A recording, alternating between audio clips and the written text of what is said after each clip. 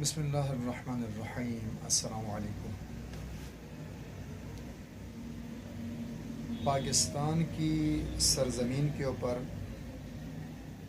جو حالات و واقعات رونما ہو رہے ہیں،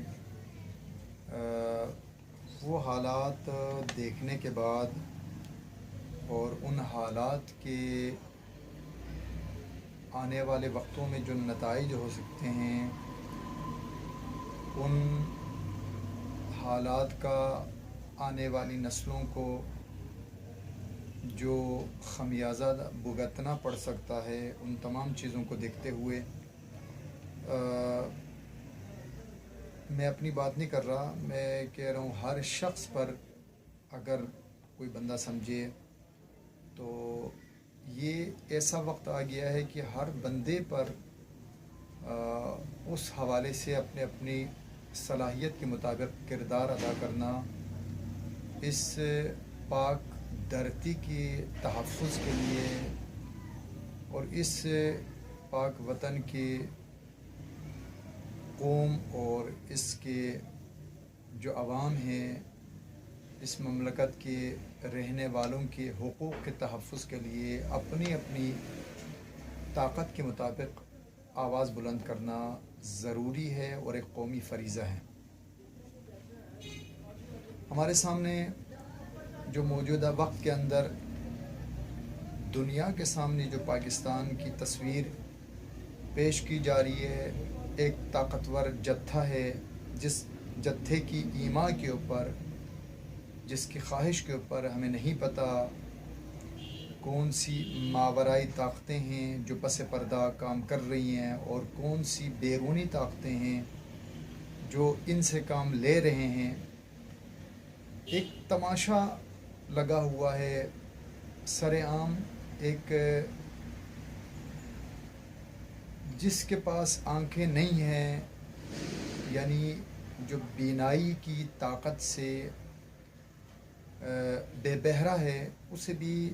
اندازہ ہے ان چیزوں کا جو پاکستان کی سرزمین کے اندر ان ایام کے اندر جو حالات پیدا کیے جا رہے ہیں۔ ایک بین الاقوامی چور کو بڑے عزت، احترام اور پروٹوکول کے ساتھ سرکاری مہمان کے طور پہ نہ صرف لایا جاتا ہے بلکہ اسے لانے کے لیے تمام مراحل طے کیے جاتے ہیں،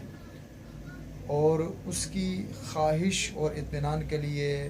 بین الاقوامی سطح پہ کچھ ممالک کی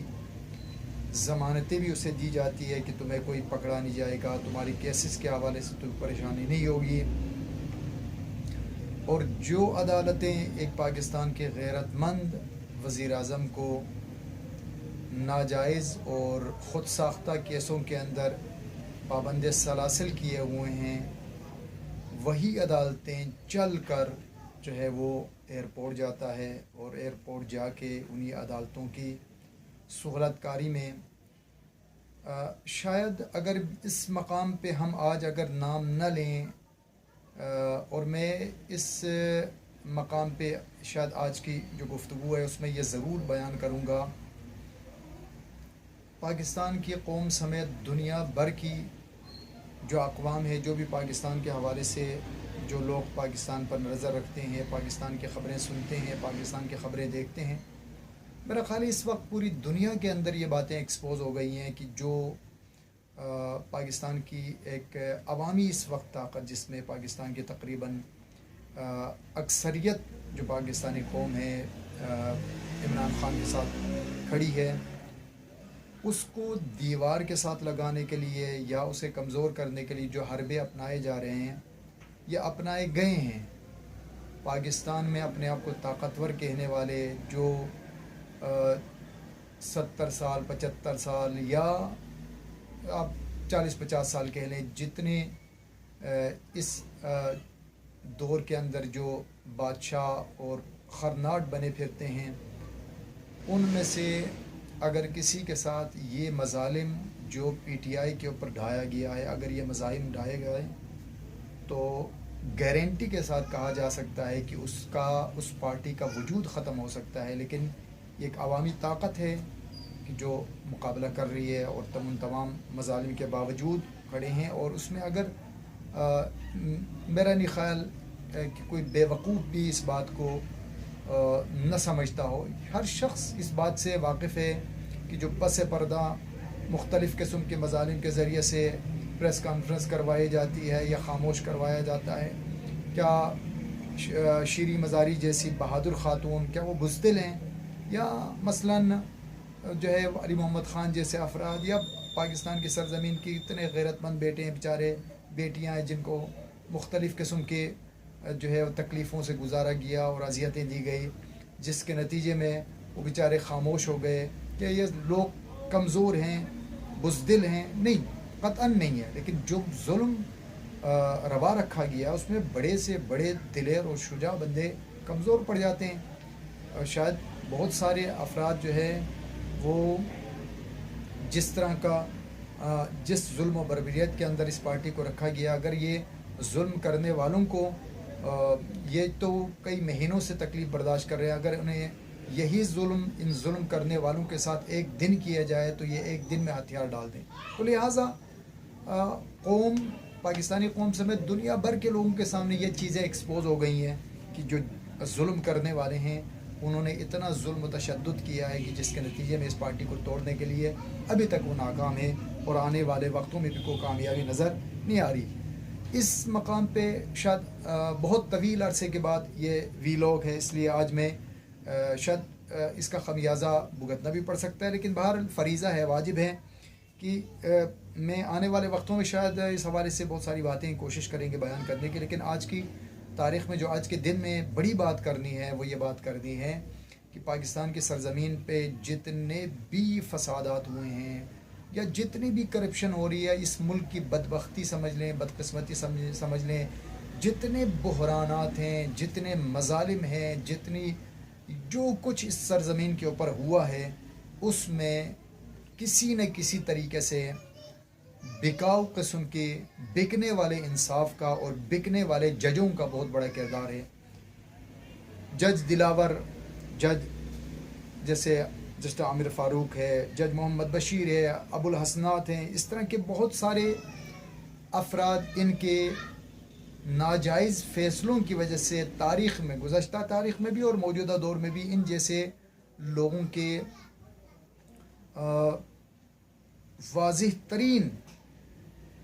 ظلم پر مشتمل ان کے ناجائز فیصلوں کی وجہ سے اس سرزمین کے باسیوں کو یہ بربریت کا سامنا ہے. اور آنے والے وقتوں میں بھی جب تک، آج کی ویلاگ کا اختتام اس بات پہ کروں گا کہ جب تک ان ناانصافی پر مبنی، ظلم پر مبنی، بے عدالتی پر مبنی ان ججوں کے خلاف کوئی قانون سازی نہیں ہوتی اور انہیں پوچھا جانے والا کوئی قانون نہیں بنتا اور ان کے جو ہے حوالے سے ان کے متعلق سزاؤں کا سلسلہ نہیں ہوتا، یا اسی طریقے سے جو ان کی پس پردہ جو طاقتیں ہیں، جن میں ہماری پاکستان کی سلامتی کے لیے جو بنے ہوئے ادارے ہیں یا جو خفیہ ایجنسیز ہیں، جب تک ان سب سے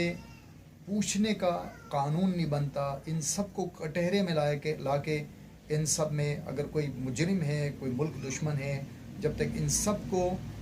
کٹہرے میں لانے کا کوئی قانون یا اس طرح کا جو ہے وہ سسٹم نہیں بنتا، تب تک پاکستان کی ترقی یا پاکستان کی سربلندی کے حوالے سے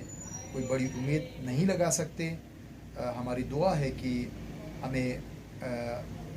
جس طریقے سے دنیا میں آنے والے وقتوں میں اچھی خبریں ہمیں نظر آ رہی ہے، جسے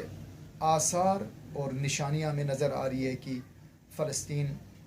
طویل مظلومیت برداشت کرنے کے بعد اگرچہ ابھی بھی ایک تاریخی ظلم کی دور سے گزر رہا ہے، اس کے باوجود فلسطین کی آزادی کے آثار نظر آ رہے ہیں. اسی طریقے سے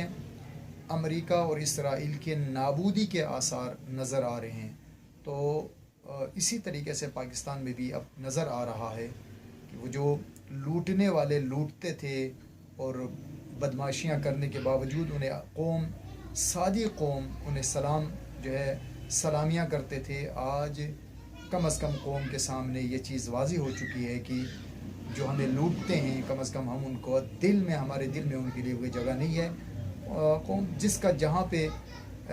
ہاتھ پڑتا ہے یا جس کی جتنی ہمت ہے اس لحاظ سے وہ مذمت کرتے ہیں اور لوگ اپنے نفرت کا جو ہے وہ اظہار کر رہے ہیں، اور یہ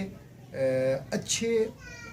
مستقبل کا یا آنے والی جو ہے پاکستان میں آنے والا وقت انشاءاللہ اچھا ہو سکتا ہے۔ ہماری دعا ہے کہ پروردگار اس پاک وطن کی حفاظت فرمائے۔ پاکستان زندہ باد۔